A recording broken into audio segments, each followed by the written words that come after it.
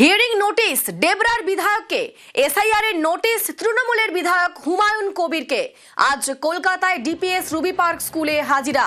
আমাদের সঙ্গে রয়েছেন প্রতিনিধি দিগ্বিজয়।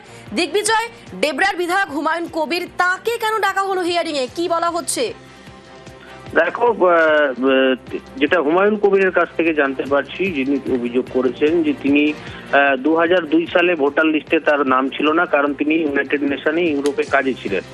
পাশাপাশি ওনার যে প্যান কার্ড রয়েছে বা পাসপোর্ট রয়েছে সেগুলোও কিন্তু কাজে লাগছে না।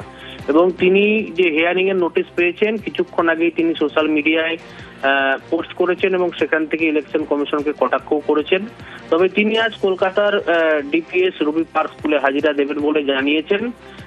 দীর্ঘ 30 বছরের বেশি তিনি পুলিশের চাকরি করেছেন, বিভিন্ন জায়গায় এসপি ছিলেন, বর্তমান তৃণমূল বিধায়ক তিনি। তো সেক্ষেত্রে তাকে এই নোটিশ করায় রীতিমতো কিন্তু তিনি ক্ষোভ প্রকাশ করেছেন। তিনি জানিয়েছেন যে এই নিয়ে যে আন্দোলন চলছে, অভিষেক বন্দ্যোপাধ্যায়, মমতা বন্দ্যোপাধ্যায় আন্দোলন চালাচ্ছেন, এর রেজাল্ট কিন্তু ভোটের বাক্সে মানুষ দেবে। আজ তিনি কিন্তু এই হিয়ারিং এর যে নোটিশ পেয়েছেন তার হাজিরা দেবেন।